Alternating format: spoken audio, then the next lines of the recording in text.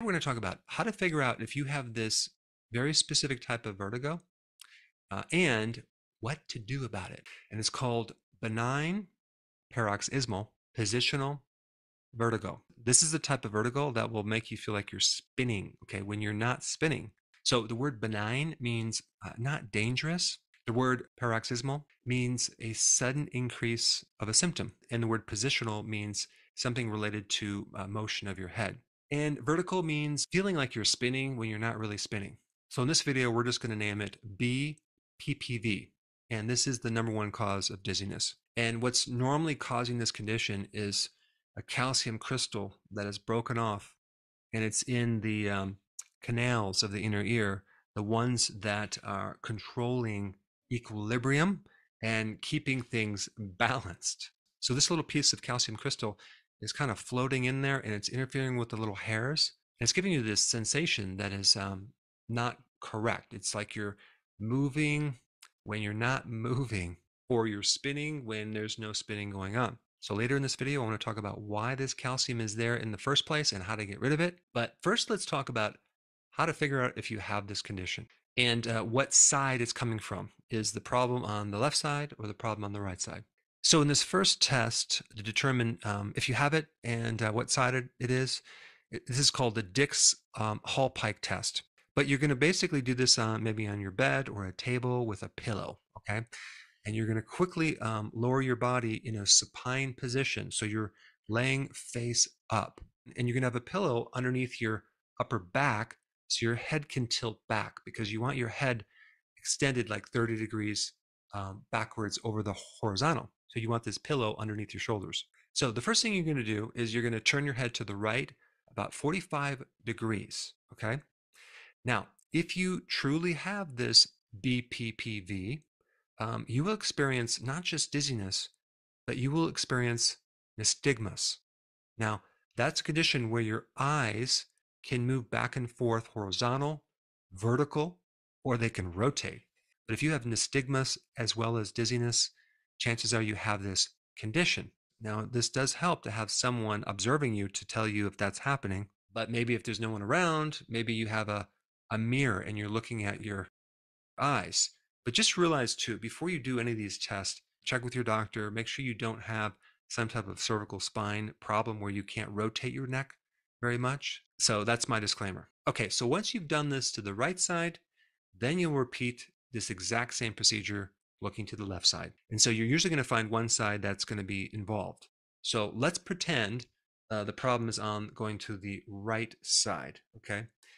Then we're going to do the next part, and this is more of a treatment. So what we want to do is we want to create different motions to slowly move this little calcium crystal out of this canal. Okay, that's the goal of this procedure.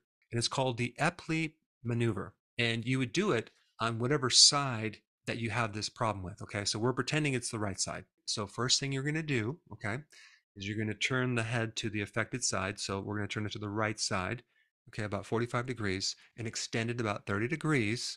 And you're going to hold this position for about 1 minute. Now, chances are you are going to experience symptoms when you're doing this, okay? So after a minute of holding this position, now you're going to turn your head to the opposite side, about 45 degrees, and hold that position for 1 minute. Now, what you're doing is you're slowly dislodging this calcium crystal through this canal with the intention of pushing it out to the other end, okay? Now what you're going to do is you're going to roll on the shoulder and maintain your chin tucked down to your shoulder. And so you're going to be looking downward at a 45-degree angle. And you're going to hold this for about 30 seconds. Again, the reason why we're doing this is to allow this little calcium crystal to keep moving through the canal. And the last thing you're going to do is you're going to sit up with your head kept rotated, with your chin tucked toward the shoulder, and then you're going to slowly rotate your head back to normal. Now, hopefully this calcium crystal has moved out of this little canal and you feel much better. This particular treatment should only be done once a day, and you're going to keep doing it until your symptoms resolve. Okay, so what's really behind these calcium crystals building up? That's the next topic.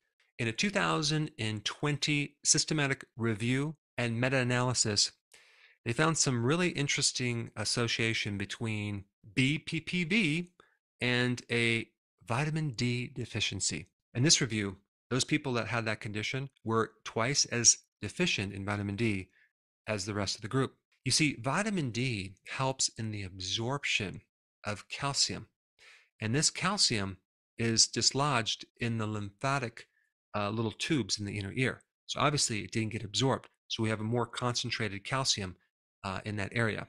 And chances are this is due to a vitamin D deficiency. Vitamin D also helps in the transportation of calcium as well. In another study, I found there was a 5.5 times more likely risk of developing BPPV. And yet another study, I found that BPPV was substantially decreased if the person took more vitamin D. Now, in another study, I found BPPV was 23 times more likely to occur if someone was deficient in vitamin D.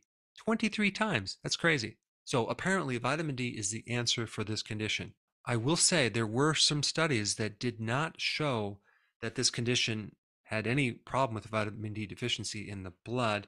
And honestly, I think the reason for that is this. There is a genetic component to this problem. Many people have a problem with the vitamin D receptor. Now, a person could have a situation where they have normal vitamin D in the blood, but not in the tissues because the receptor is downgraded because of some genetic mutation. Just because someone has a normal vitamin D level in their blood doesn't always tell you the whole picture. I mean, this also relates to other things like insulin resistance. When some people have insulin resistance, they might have high insulin in the blood, yet very low insulin in the cells. This is why many symptoms of even diabetes are related to a deficiency in insulin, even though they have this massive amount of insulin in the blood. I mean, the same thing goes with cortisol, the stress hormone too. A person can have this high level of cortisol in the blood, yet have all the symptoms of a cortisol deficiency, right? I mean, cortisol is supposed to get rid of inflammation. Why would they end up with this huge amount of inflammation when they have high amounts in the blood? Well, now you know. The problem is in the receptor. So the same thing with vitamin D. You can't always go with what's going on in the blood. So what am I recommending as a solution?